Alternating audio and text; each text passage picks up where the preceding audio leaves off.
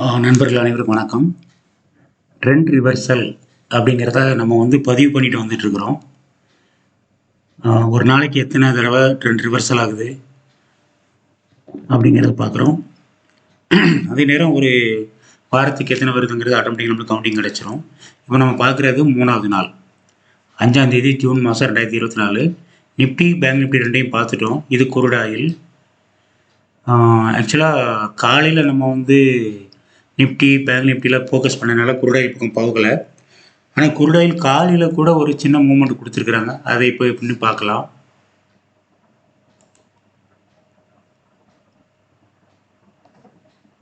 கிட்டத்தட்ட மத்தியானம் ஒரு 2:45க்கு பிறகு ஒரு மூவ்மெண்ட் கொடுத்துருக்கு. அதுக்கு முன்னாடி ஒரு டவுன் ட்ரெண்ட் மூவ்மெண்ட் கொடுத்துருக்கு. அதுக்கு பிறகு அப் அண்ட் மூவ்மெண்ட். இது டவுன் உண்டு, இது அப்பு, அது வரைக்கும் சைட்வேஸ். கிட்டத்தட்ட காலையில் 9 மணிலேருந்து மத்தியானம் 12:30 வரைக்கும் மூவ்மெண்ட் பெருசாக எதுவுமே இல்லை. அதுக்கு பிறகு அப்பு டவுன் அப்படின்னு மாறி மாறி வந்திருக்கு. இதில் ஹெய்கி நாசிக்கு மாற்றி பார்த்தோம் அப்படின்னா இப்படி வரும். இதில் ஃபஸ்ட்டு ஒரு 72 பாயிண்ட்டு, அப்புறம் ஒரு டவுனு, அதுக்கு பிறகு ஒரு 97, ஒரு 100ன்னு வச்சுட்டா கூட ஒரு 170 பாயிண்ட்டு வரைக்கும் கொடுத்துருக்கு.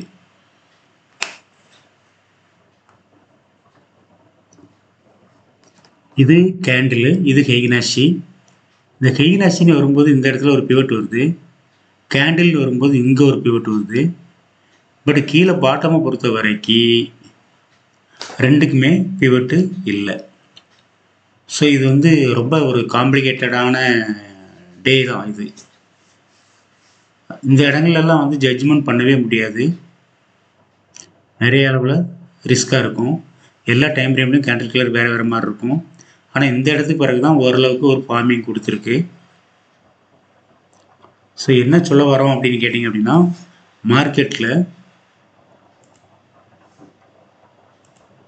ட்ரெண்ட் ரிவர்சல் இல்லை ட்ரெண்டிங் டைரக்ஷன் அப்படின்னு வரும்போது ஒரே டைரக்ஷனுக்கு எப்பாவது ஒரு தடவை வருது. அதை நம்ம பார்த்துருந்து கண்டுபிடிக்க வேண்டியிருக்கு. அதை கண்டுபிடிக்கிறதுக்கு நமக்கு கீழ்கண்ட டூல்ஸ் எல்லாம் யூஸ் ஆகுது. ஸோ இந்த டூல்ஸ் தான் நம்ம நிஃப்டி பேங்க் நிஃப்டிலலாம் யூஸ் பண்ணியிருக்கிறோம்.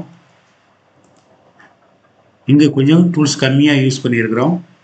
இப்படி இருந்தாலும் உங்களுக்கு அதர் டைம் ஃப்ரேம்ஸ் பார்த்து இதில் கேண்டில் கலர் செக் பண்ணிடலாம்.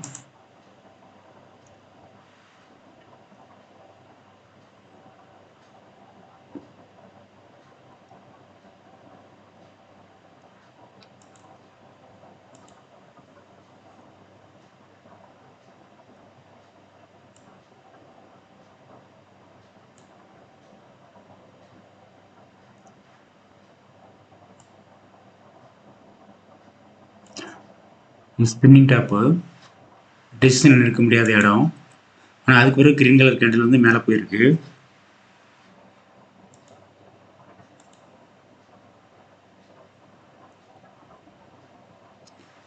தேர்ட்டி மினிட்ஸ் டைம் ஃப்ரேமு அப்படி கண்டினியூஸ் மார்க்கெட்டு மேலே போயிருக்கு.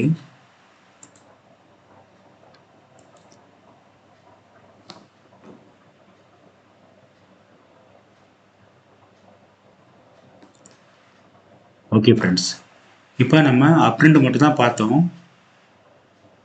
ஆனால் இங்கே ஒரு டவுன் ட்ரெண்டும் நடந்திருக்கு. இதையும் நம்ம சில நேரங்களில் கணக்கில் எடுத்துக்கலாம்.